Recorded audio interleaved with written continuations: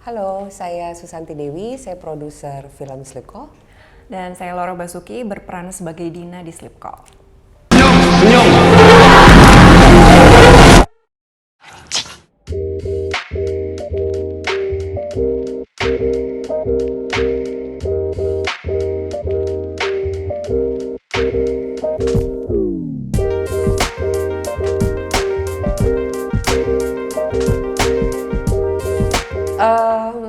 Jadi betul, sleep call adalah salah satu cara pada saat kita lagi deket, lovey-dovey sama pasangan gitu.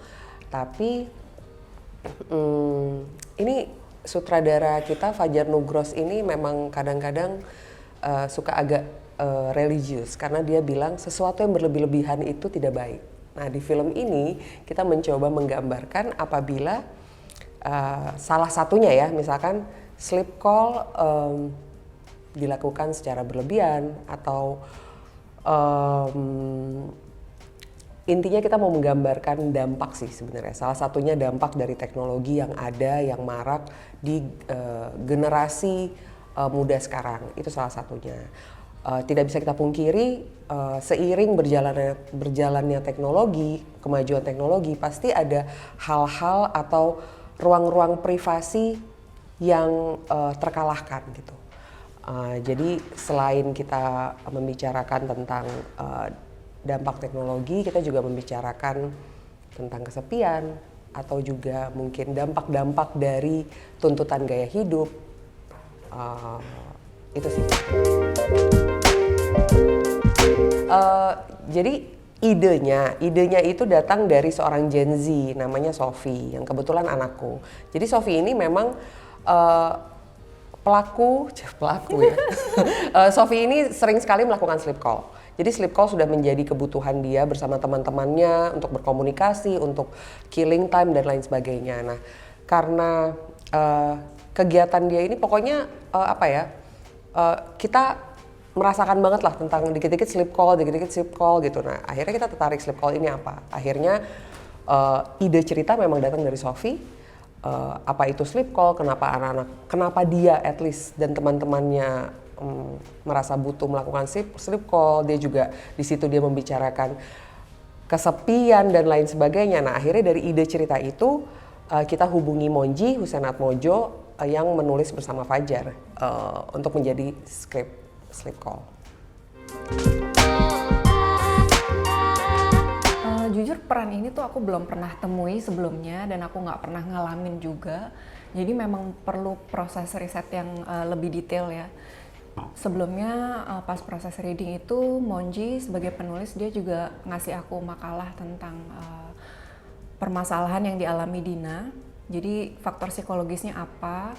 Kemudian aku juga baca skripnya berkali-kali, mungkin ini bisa dibilang salah satu skrip yang aku baca ulang terbanyak untuk mencari poin-poin detail kenapa Dina bisa sampai seperti ini, hal apa yang memicu sampai dia melakukan hal-hal yang dilakukan gitu. Jadi aku sangat terbantu dengan proses persiapan sebelumnya.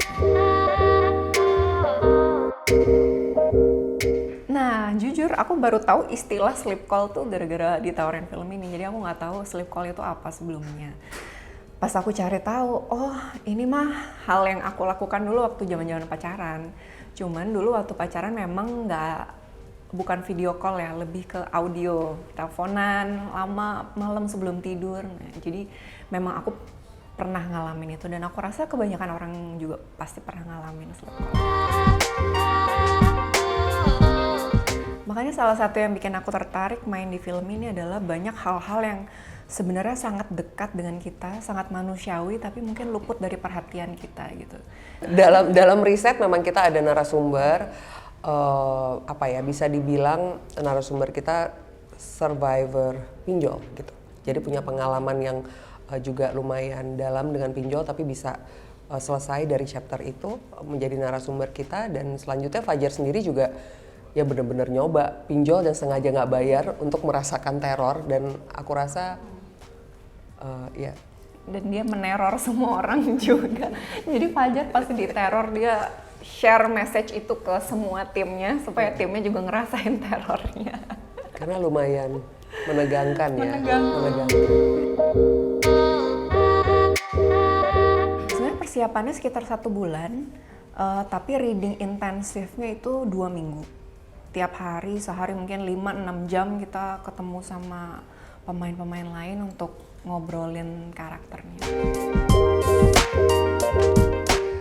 Kita tim produser di IDN Pictures memang kita punya punya komitmen dalam setiap kita membuat produk.